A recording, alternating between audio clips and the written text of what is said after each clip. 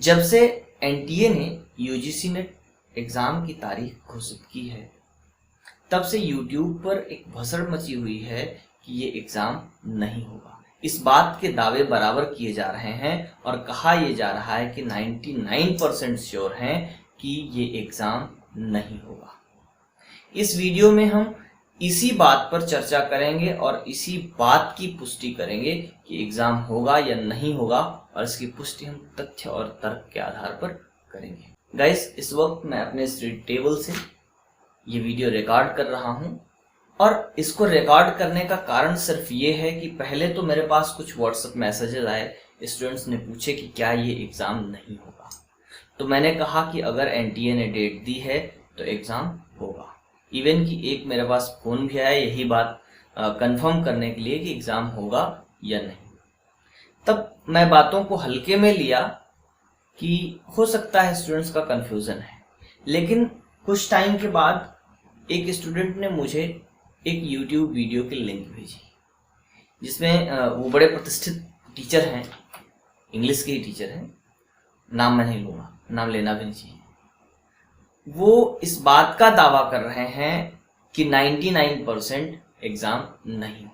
चलिए, जो भी उनका तर्क है, जो भी बातें हैं, हम सबको दरकिनार करते हैं और आप ही की बात मान लेते हैं कि 99% है कि एग्जाम नहीं होगा। लेकिन एक सवाल स्टूडेंट्स मेरा आपसे है, 1% तो उम्मीद है ना कि एग्जाम होगा, और अगर आप 99% के चक्कर में बैठे रहे कि एग्जाम नहीं होगा और उस 1% की उम्मीद में एग्जाम हो गया, तब आप क्या करेंगे? आपके लिए बेहतर यह है कि अगर 25 दिन आपके पास हैं, उन 25 दिनों को टारगेट करके अपनी पढ़ाई करने का, या फिर ये बेहतर है कि आप इस बात पर चर्चा करें, इस बात की चिंता करें कि एग्जाम होगा या नहीं होगा। आपसे एक बात मैं और पूछना चाहता हूँ कि अगर आपने ये 25 दिन में पूरा सिलेबस पढ़ लिया, पूरी प्रिपरेशन कर ली और एग्जाम नहीं होगा, तब आपका क्या बिगड़ जाएगा?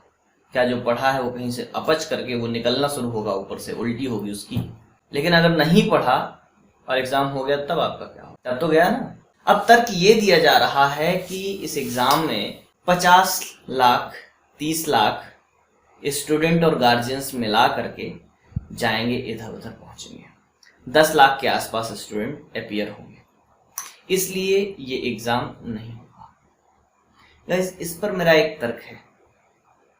ये बातें कही जा रही थी नीट के लिए, जेई के लिए, बीएड एंट्रेंस जो कि यूपी में हुआ, यूपी बीएड एंट्रेंस के लिए, यूपी में बीईओ ब्लॉक एजुकेशन ऑफिसर की एग्जाम के लिए। और ऐसा भी नहीं है कि इन एग्जाम्स के लिए कोई रिट नहीं पड़ी, कोई कोर्ट केस नहीं हुआ, सारा कुछ हुआ, लेकिन सारे कोर्ट ने मना कर दिया। इवन कि सुप्रीम कोर्ट ने भी ये कहा है कि अगर महामारी लंबी चलती है तो उसके लिए हम सारी चीजें रोक नहीं सकते, परीक्षाएं तय समय।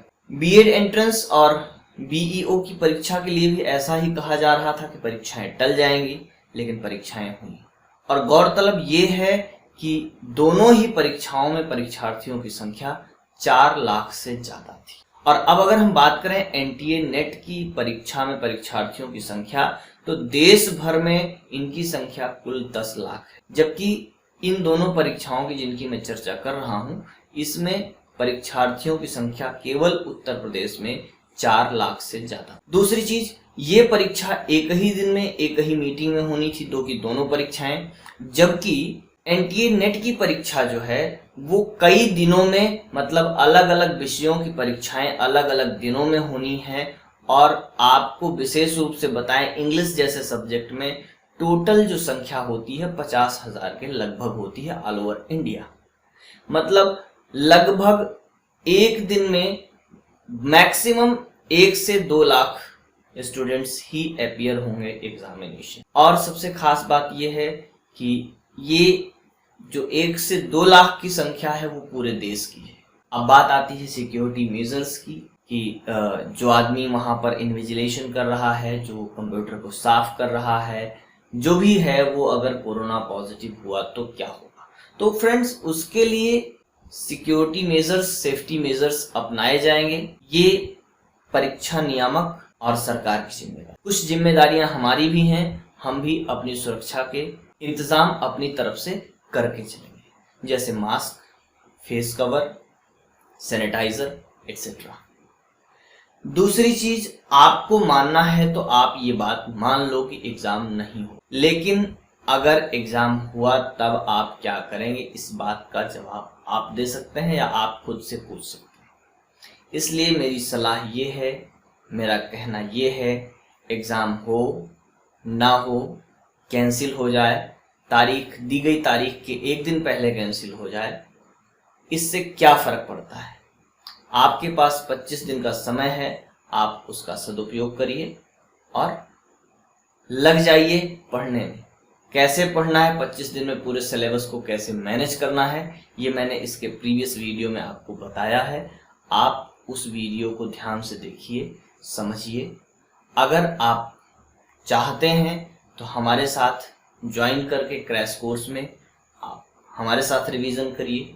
नहीं ज्वाइन करना चाहते हैं तो सेल्फ स्टडी करिए। शाम को 7:30 बजे हमारे लाइव में चीज़ों का एक आधे घंटे के अंदर ब्रीफ रिवीजन देखिए। जैसे बन पड़ता है आप एक टारगेट के साथ 25 दिन के अंदर एक बार अपना सिलेबस कवर कर लीजिए।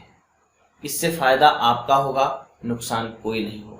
लेकिन अगर आप ये मान करके बैठ जाते हैं कि परीक्षा नहीं होगी, तब स्थिति आपके लिए अच्छी नहीं होगी और नुकसान आपका होगा।